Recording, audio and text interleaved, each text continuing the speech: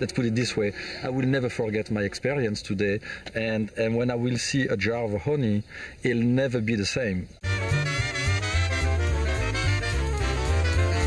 Well, it's a storm coming, and I think we're going to have to go back and drink and eat. Beautiful. They are absolutely gorgeous. Right now, they're just concerned, huh? Yeah, we have thousands of them flying around us. They're definitely concerned. They're really getting excited here now. Yeah, we're going to have to run very soon. The sound is increasing. We're not going to run. We're going to walk very calmly. Eric! Good to see you. I brought the spinach. Oh, ravioli. Yes, let's do that. Okay. It's fantastic. I'm thankful to what life brings to me. It's always about enjoying, celebrating, respecting the world where we are today.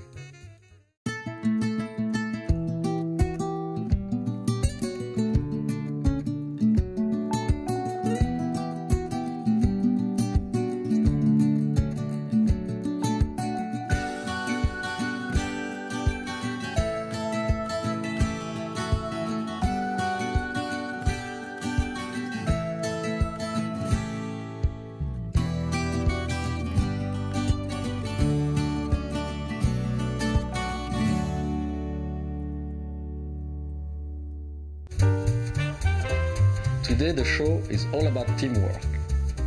We will visit a bee sanctuary to understand how nature demonstrates teamwork and how that transcends into the kitchen at my restaurant. And then, coming back in my kitchen, we will cook the duck breast with glazed carrots in honey and doing a spice honey sauce. Please join me in this adventure.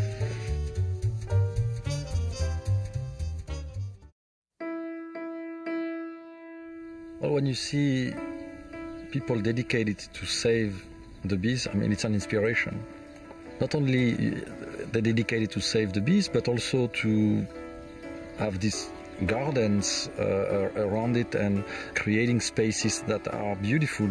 The farm is not to have the honey and sell the honey somewhere, although it's great to do that, but it's just to create an environment for the bees, and it's a great support for them and for their community. I just love it. So explain to me a little bit the way the garden is structured here. I mean, I see a lot of flowers and plants, and it's very lush. Yes. And why did we plant it? It looks like it's very condensed also. The bees, we found through research, you know, the bees have had more research done on them than any other animal in the world. Isn't that interesting? And what they found is that they like lushness. They like to have many different varieties of food. You know, it's like going into Safeway. They want everything, and they want it all together. A tasting menu. Yes, they want a tasting menu, exactly. Like and this garden is a honeybee sanctuary because you know that the bees are dying in huge, huge numbers all over the world. And what we have decided to do here is plant just what they need for their health. So this isn't about for humans. This is just what the honeybees need. For them to be healthy and strong again. Healthy and strong again. And we can prove that it's already working. Our bees don't have the diseases that the other bees have. But we specifically want to do for the honeybees because they are in such dire need right now. And we wanted to show people so they could plant gardens like this all over the world. Because you don't, I mean, the space, how big is the space? Not very big, but you can do it in small places, just in your front yard, a little here, a little there. So I see the bees all over and it's sunny and it's a beautiful day. But when it's raining, do they go out under the rain and pick up the pollen, or they stay inside? They stay inside. They don't like to get wet any more than we do. So they don't come out until the sun comes out. And they really are beings of the sun. So as soon as the sun is gone at night, after sunset, absolutely, it's they're over. all in the hive. And if they're not back in the hive by sunset, they won't make it through the night. And it's not just because of the weather, but they need each other. Oh, they need each other. They need to be back with their family. So they all eat the honey that they make. They eat the honey that they make. And the queen, if I understand, eats the royal jelly. Yes. That is made by who? It's interesting. The nurse bees are taking care of the new queen, the queen that's the larva. that hasn't been born yet. And these nurse bees make the royal jelly in a gland in their head. Isn't that interesting? And they feed the queen royal jelly. I take it every day because my grandpa a long time ago supposedly had a cancer that couldn't be cured, and the doctor said, if you eat royal jelly every day, you will be cured, and medicine cannot help you, only try and we'll see. And he survived. Amazing. So, of course, I'm doing that every day as a prevention. Yes. Absolutely. So it's really a miracle, this honey, and I'd like to encourage people to eat honey every day. And now they are using it and have been for thousands of years for burns. If you burn yourself, like in the kitchen, when you burn yourself, you put honey right on it and it cures it right away. Really? Yes. So you need to just do that in your kitchen. You're probably burning yourself. I would have known that a long time ago. I would have never burned. That's right. It is true that the bees are endangered, at least some of them, and especially in the US, and they seem to have a lot of diseases created because of the pollution and because of development. We love animals, but at one point we take advantage. But the bees don't mind. They make enough honey to share with us when they're healthy, but in these days they're not so healthy anymore. So there's very little honey left in the world. So what you do is very important, really. It's very, very important. Oh, I want you to meet my husband, Jacques. Bonjour Jacques. Bonjour Eric. How are you? Enchanté, ça va, merci. How are you? Fantastic. I'm enjoying the garden and learning about the bees. Yes, we've kept bees here for a number of years, but the garden is brand new and we're still learning. And yes, it's an experiment. Yeah. And remember you were just asking about the big size of the body and the wings. Yes. They can only fly for 500 miles before they fly their wings off. Is that interesting? 500 miles before the wings fall off? Yes. And of course the bees are back and forth all day long. So it doesn't take long to get 500 miles of wings, which is why they die after 6 weeks. So it's kind of sad, actually. We think it's sad, but they don't think it's sad because this is the way of the bee. The queen is laying 2,000 eggs a day. A day. And Can you imagine? How many queens do you have per hive? One. It's one. Oh, if another queen gets near the hive, they kill it right away. The queen will kill the other queen. Oh, really? So it's very competitive on that aspect. Absolutely. Only one queen per hive. If a queen gets sick or dies or something happens to her, she stops laying eggs, they will replace the queen right away because the hive cannot survive without a queen. Yes. So they they make a new one. So it's up to the workers to decide what's happening in the hive. Everybody thinks it's the queen that decides things, but no, she just lays eggs. And she never leaves the hive except for that one mating flight. Remember I told you about the drones? Yes. Well, the queen, after she's born, about 2 days, she flies way, way, way, way up that we never see, and the drones follow her. Hundreds of drones follow this one queen. Hundreds of them from several hives. And one lucky one, or maybe 2 or 3 will mate with the queen, and they die right away. Boom. That's right. Oh, really? Yes, in ecstasy. At the moment of climax, the drone dies. The drone dies. And then she flies back to the hive. Isn't that amazing? Yeah. How do you guys feel about that? Not too good, but must be a good experience, I guess.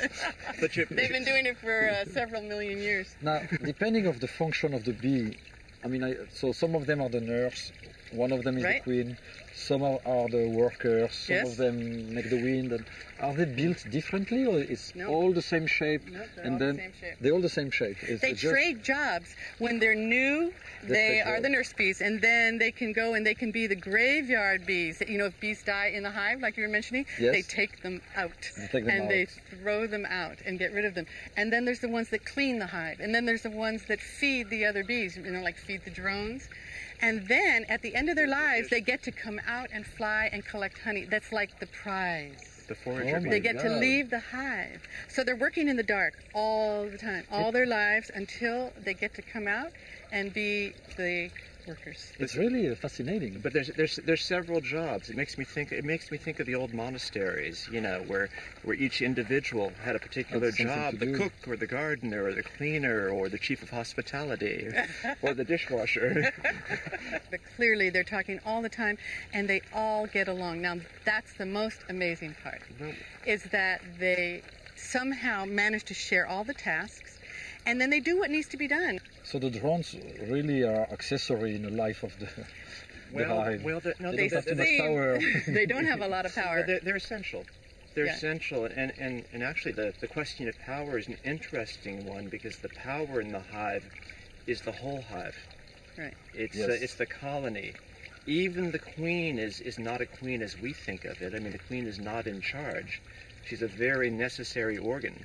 So it's no ego in the lives of the bees. Very good. That's exactly right. There's no ego. And they have very much to teach us about interconnectedness. Yes. And how we depend on one another. Are we going to the hive? Yes, let's have a look inside the hives. Inside? Yes. And what about getting stung? What about being stung? It's a little bit painful every time. Yeah, but in fact, the bee venom and the sting has health benefits for you also. Well, can we avoid the benefits today? Well, I have a very nice outfit for you, Eric. Oh, excellent. It's très chic. Thank you. I follow you. That was good. Très chic. Feel free to take your mouthful. They're all right.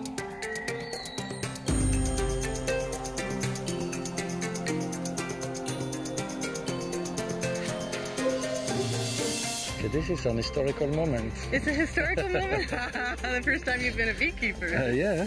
This is a cloth, a cotton that's infused with wax. And I'm very slowly going to roll it until I expose the inside. These are extra frames here. In fact, this is what the frame looks like. And you'll see once we get into the hive, the bees build the wax comb in the shape of a necklace. They'll attach it at the top and then build it in a more or less oblong shape. Now the outside frame here is just begun. I'm going to take off this frame. This is virgin honeycomb. You see how they've just started to build it out, and you notice that it has cells in it. And in fact, Eric, you can take this on the side. Okay, you need to hold it straight up, otherwise the wax will melt. You'll notice it has cells in it, and each of them is a perfect hexagon. Yes. And that they're different sizes of cell. Some of them will be for the male, the drone bees. Others will be for worker bees. So now, are they eating the honey? They're storing honey. They're storing the honey in there, and after they fill the entire wax comb, then they'll seal it over with wax. This one is very heavy. This one looks. This one is very heavy. This one is packed. That is beautiful. It's packed on your side. I don't know if I want to take it very careful of the bees on the side. Okay, hold on. Okay, and it is heavy. So. Holy cow! This is probably 6 pounds or so of honey so far, and it's not full yet. This is incredible. Yeah. There you go. Yeah, I hear them inside now. I hear them very well. I think this is the last one we'll take. The next frame is also full of honey. As we get more toward the middle of the hive, it's going to be it'll be where the brood is, where the eggs are. They're just right now. They're just concerned, huh? Yeah, we have thousands of them flying around us. They're definitely concerned. They're really getting excited here now. Yeah, we're going to have to run very soon. The sound is increasing. We're not going to run. We're going to walk very calmly. Barbara and Jacques, I had a fantastic time and I learned a lot. Thank you so much for having me and showing me the bees and the hives and everything, and what you do is fabulous, and the garden is extraordinary. Thank you. So much. You're an excellent student. Yes, come back you anytime. I love to come back and help you to build more hives. And we have a little something for you. Oh, fantastic. To see the bees working is definitely a different experience, and it will trigger a creative inspiration that would lead to a recipe for sure.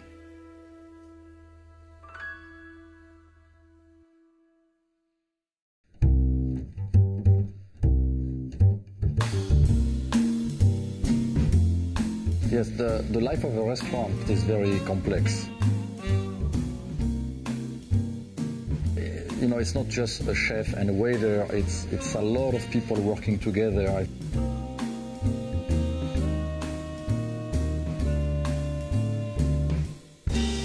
At Le Bernardin, we are about 120 people working together, so it's a teamwork. And it's very similar to the life of the bees in their beehive because the space is limited. And here is exactly the same.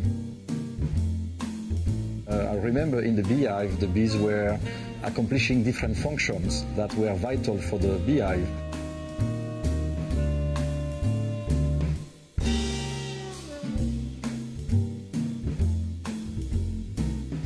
Everybody has a very defined function in a restaurant.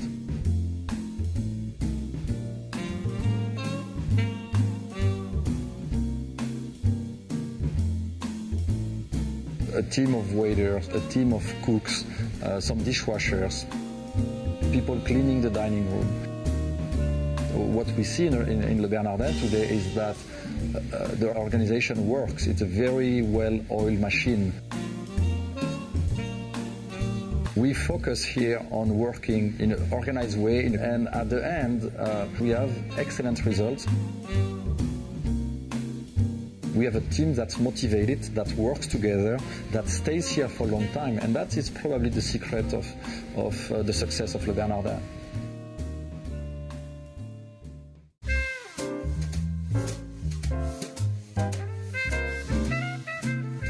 Today we are going to cook duck breast.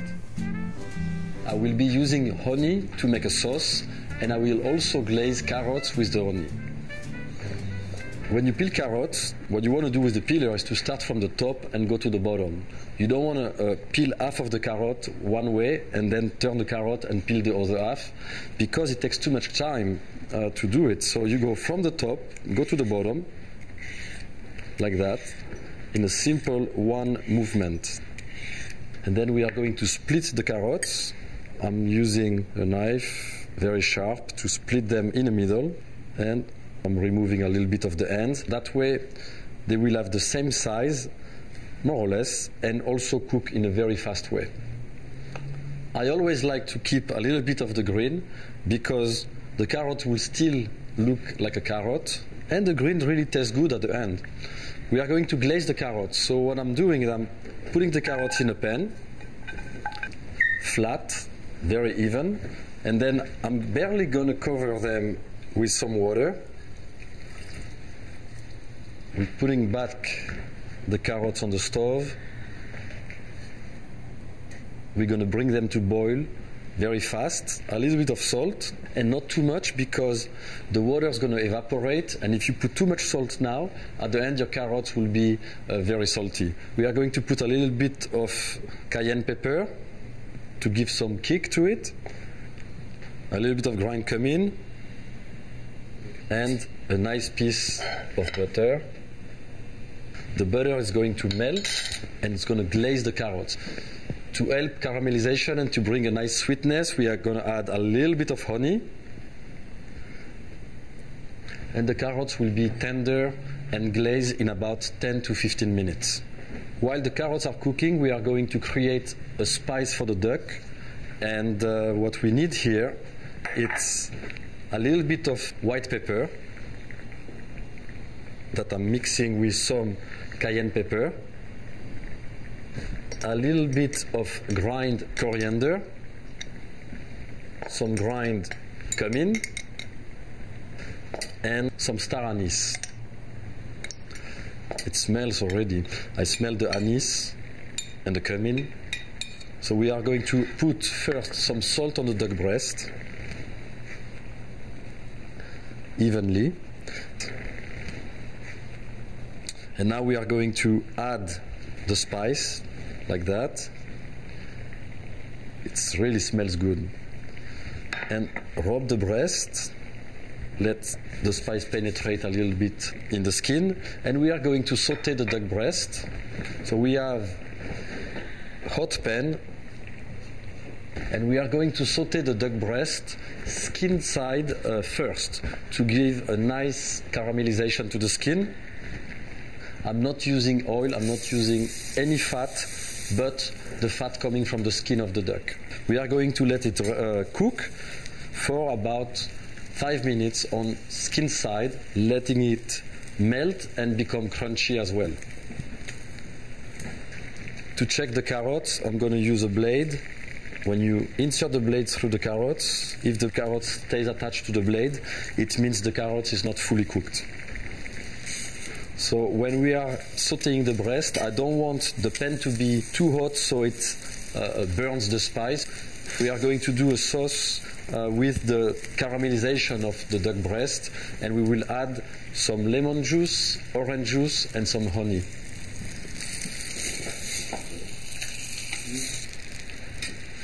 Let's flip the duck breast on this side now. So the skin has been nicely caramelized. You see we started in the pan without any fat, and now we have a good amount of fat in it. We're going to let it cook for maybe 2 minutes on that side. The water is evaporating on the carrots. I'm going to add a little bit of salt. And we are doing the glazing. So the glazing is when you're tossing the carrots with that butter and honey, and that gives shininess, caramelization on the carrots.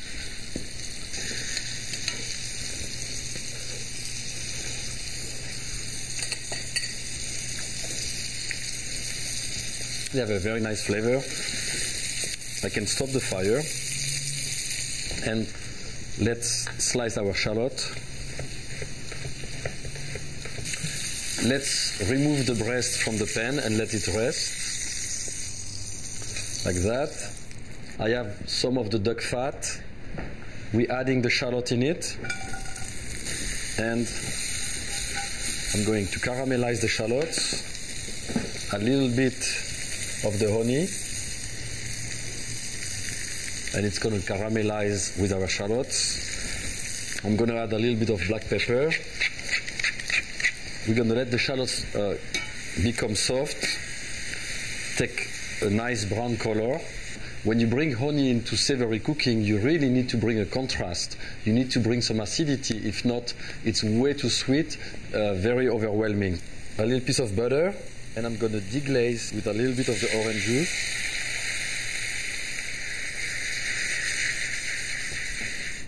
Some of the lemon juice. A little bit of cayenne. And I'm going to stop the fire under the sauce and let the shallots infuse with the liquid. And I'm adding a little bit of lemon juice now in my carrots toward the end. And we just have to slice the duck breast.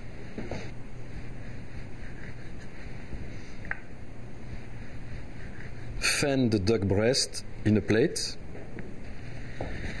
Presentation in a plate doesn't really have to be complicated.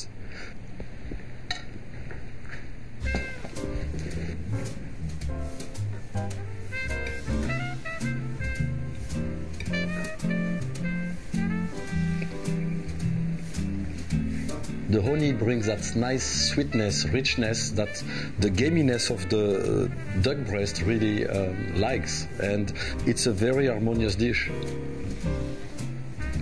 That's teamwork. Santé, cook from life.